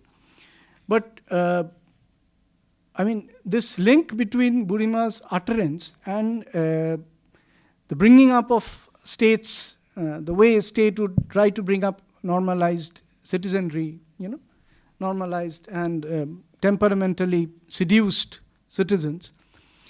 I think what is being granted here is complete sort of agency to the state, where there is a state will or a state intention, but the state, in terms of a personality viewpoint, the state is, in terms of absent, but still yet a collective personality, by which the way one would say, I am the state. Louis XIV perhaps said, I am the state. It was horrifying, but in a sense, one knows it's true. When one, approaches a minister who says, well, I am the law, it sounds true. How is that possible? So, right, but I've also argued, and that is found in chapter 4, that much of Foucault's his points of beginning were borrowed from Marshall, actually, T.H. Marshall, who was tinkering with this kind of stuff, and he borrowed much from social work. So, solitude to publicity, Rousseau, Manoj's point is a very refreshing point. But what I'll say in terms of Rousseau, I've discussed Rousseau in terms of his discussion of, his invocation of a public person. I've quoted Rousseau also. But in terms of confession, Augustine or Aquina or this whole confessional discourse also, and the transition from solitude to publicity, if there's a transition here, right? If there's a departure here, if there's a linking up from solitude to publicity, to disclosure, the question is, in terms of a personality frame, who does this? Who does this? How is this possible? The person does this. The person decides to disclose. The person, now in terms of an unconscious, one might argue that, is he fully conscious when he's trying to, disclose in terms of an autobiography, right? But this unconscious, how do we know that we do not know? This unconscious could be invoked everywhere. And this question has already been sounded. How is one conscious about the unconscious? Why is this region that the unconscious had to be structured in terms of, symbolic, and in terms of the unconscious structured like a language? This had to be invoked, and the later revolution that has happened. Psychoanalysis had to be totally reinvented, right? When you say that the unconscious is structured like a language, I'll say, again, we have entered the frame of the universal, right? So, in terms of subjectivity or affectivity, I don't have any quarrel about affectivity or emotions, the way the personal, figures or masquerades, okay? So, the female mode of production with Kluge is a very interesting point, and the secular ethic of care, Manoj has already invoked in terms of welfare state. But the last point about private drinking and secret drinking, in terms of Gandhi, I think I've engaged extensively in that. But private drinking and sacred drinking, this was a distinction made by Gandhi. So Motilal was actually denouncing this distinction. He says, I don't think there's a distinction between private drinking and secret drinking. But I've tried to figure secret in terms of deep private. So in terms of a deep private, where it has been argued by Shomida, I think, that private is knowable in some forms. We know the private rules are quite explicit. But when you say secret, it is a deep private in which, it is quite indeterminate as to which private will be secret and which private will be not. In terms of, for instance, an architectonic combination of the private, one might say, and it has been mentioned also, the bathroom, for instance, the toilet or the bedroom, are the deep private spheres actually, and not necessarily the kitchen or the drawing room. Okay, so fine. So I remember, for instance, last point on civil society Manoj has emphasized, but in terms of Hegel and the way it was invoked in 19th century Bengal, the way it was instituted by Ram Mohan Roy and Keshav Sen and civil society in the colonies, particularly Hegel's discussion, I've discussed this extensively. Ferguson I remember because Ferguson's book is basically an engagement with how literature contributed to the invention of civil society. So in terms of, say, I remember Ferguson was invoked by Seligman, for instance, Adam Seligman's in the idea of civil society, even Arato and Cohen, they discuss it. But in terms of that chapter, specifically, civil society in the colonies, Hegel and civil society in the colonies, I'm not sure how Ferguson will, institute that revision. What departure will Ferguson make? So that has to be clarified. And I think Manoj's written paper, when I have it, I think will make it clear.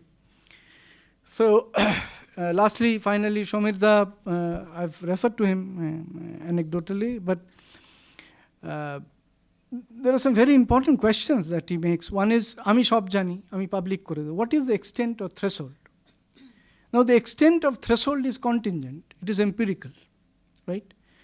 But and this empirical, contingent, indeterminate threshold will have nothing against the proposal of the personal as not private or public. Private do not escape social rules. Yes, of course, I agree with you. There are norms of privacy.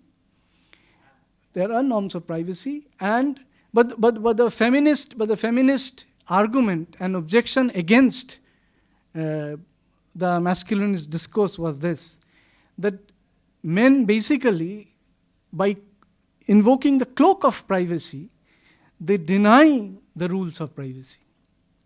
They violate the rules of privacy. The normative rules of privacy are violated by men. Okay, so and Diderot is interesting. I've referred to Diderot in terms of political pornography. He had a book called Memoirs of the Nun, where those times, French Revolution, underground pornographic literature, scatological literature, I've dealt with it extensively. Now, in terms of personal identity and disidentity, this question has come up. I've discussed this in terms of Rakhi Sawant and all. I'll settle this, try to sort of respond to it in brief here. Now, identity, as you know, is a kind of self-sameness, right? I am what I am. This is my identity. I must remain what I am in terms of through time and over space, right? But as I said, as I've written this here, that if I'm totally immersed in my own self, what will happen is, for instance, the erasure of distinctions. A salesman, for instance, will be absorbed in the language of salesmanship. He will, for instance, go to, his own house, and he will sort of sell his pen to the wife, saying, it's a birthday gift, but he will say, this pen is good, right? This will last long. So, identity not in terms of, there is identity in terms of self-centeredness, in terms of continuity. But there's always a disjunction between what I am and what I don't want to be, right? So there is a disidentity, right? I am not absorbed in my own roles always. I might, I might go to a theater and I might play the role of a king, but I'm not absorbed in the role of a king totally. So this distance, this pathos of distance, will say that I've emphasized more on the disidentity rather than the question of identity. Okay. And finally, the last two questions posed by Samirda is, the question of collective person, where do my determinate sympathies lie? See, I have no illusion about liberal democracy. I have tried to show in the first chapter where the everyday language of maneuver, exploitation, right? Where the everyday language of manipulation, of coercion, of seductive gift, and the overriding of rules have destroyed people more than those who, Kant makes that point, and I quote it, that open violence is ethical, is normative. But sacred malice, backstabbing, is absolutely, a slur on humanity. So what liberal democracy hides through these distinctions, and what dictatorship or a monarchical authoritarian, it's open violence, right? It's absolutely open. But one example would suffice. It was becoming too long, so I did not quote this in the first chapter, but in the second edition I'll put it. Amit Kumar, for instance, Kishore Kumar's son. He was questioned in an interview which I read that, Amit, you are Kishore Kumar's son, you have excellent voice. Everybody says, what happened to you? You said, and this, after having read that interview, again I came across this interview on Rajya Sabha TV. And you can have that on YouTube by searching Amit Kumar, Guftagu with Amit Kumar. He says this again, that everything is true.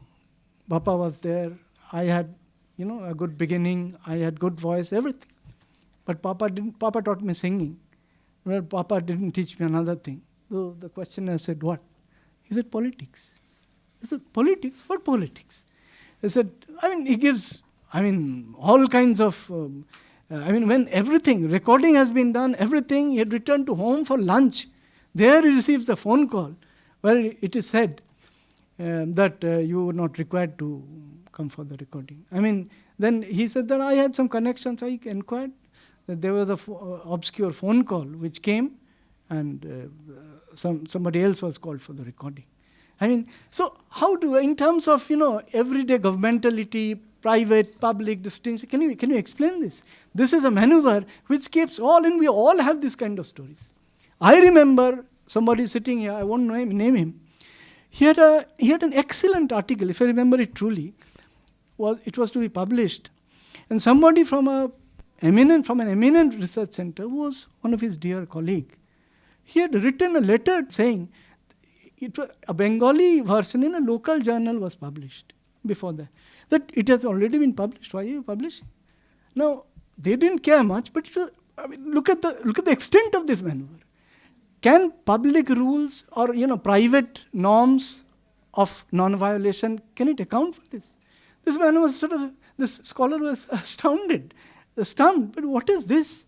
So, my question of politics in a personality frame looks at this kind of everyday maneuver, exploitation and kind of stuff, okay? So, I have no illusion about liberal democracy. I have no illusion. But in terms of riot that you pose, that is my last point, that the riots, in terms of riots, I think wherever riots happen, are instituted, a question of community comes up. Now, this question has been posed. The community does not have an outside, right? The community does not have an outside, and so the riot. So the question of the collective personality of the crowd, of the writing crowd, of the group, obviously has to be explored. And I think much has been said in terms of Sudhir Kakar or collective unconscious or whatever, the colors of violence or whatever. One skips from one identity to another. This is absolutely okay. He does. In terms of disidentity, this is what I propose. That Rakhi Sawant, he says, in home, I'm absolutely, I design my home, everything, and I don't allow anybody to come up and try to, fix up a price or whatever. So this transition from one role to another, right? This is what I propose in order to dispel the aura of identity. Is the question of personal agency is more important than the question of identity. It has had us for long, and in this actually I critique Amartya Sen, who tries to propose tolerance for multiple identities. I am officer, I am homemaker at home, I am officer outside. No. It's not that at one moment I'm all identities at once, right? It's not that. It has to be a different point of time where you are an officer. It's not the same point, right? So the question of multiple identities is multiple selves, in a sense, is falsely posited to invoke toleration. Because the question of toleration is an empirical and contingent question. I mean, because it's not at the same point that you have all identities at once, right? The question of toleration is absolutely contingent, and again, it will depend on various kinds of felicity conditions. Now, this question of toleration can be proposed in, a very tolerant way, and Leslie Green, who is, I'm very fond of this man as a jurist, a philosopher of law at Oxford, he proposed it very well, that who likes to be tolerated, right? The toleration is a question invoked long ago, which is the history from Locke and all. For us, for instance, toleration is a question. It's absolutely a marginal question. It's a contingent question. It's an arbitrary chaos by which toleration could be invoked, right?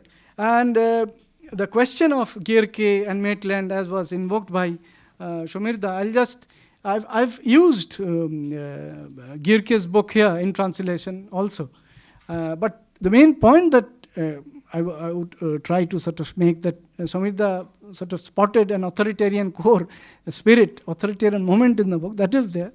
But as you know, the plural personality of the state in those days, and the way Gierke and Maitland tried to construe it, that it was the multiple personality of states as various associations. I mean, any group, when I say collective personality, I've used this here in terms of firms or corporations, right? So there, they were trying to pose that all kinds of groups, for instance, if you have a club, now if sovereignty is if it's divided between various forms of associations, then state will be just one association. And if sovereignty is divided, then the state cannot declare for itself that it is a supremely sovereign entity. Now, if this disjunction, this division happens, then it will lead to a kind of plurality and a liberal atmosphere rather than an authoritarian and a kind of collective supremacy. So this argument is also there, wherefrom you can derive a liberal spirit. With this, I end. Thank you all. We'll meet again. Right. Yeah. And last, to give you a vote of thanks. আপনারা সবাই বিদগ্ধ, জ্ঞানীগুণী মানুষ। আপনাদের পাশে আমাকে বসতে দেওয়ার জন্য আমি কৃতজ্ঞ। আর আমার পরিচয় সম্বন্ধে আপনারা যা বললেন, রবীন্দ্রনাথ ঠাকুরের ভাষায় বলা যায় যে তোমরা আমাকে যে নামে ডেকেছ আমি শুধু তাই, তার অধিক কিছু নয়।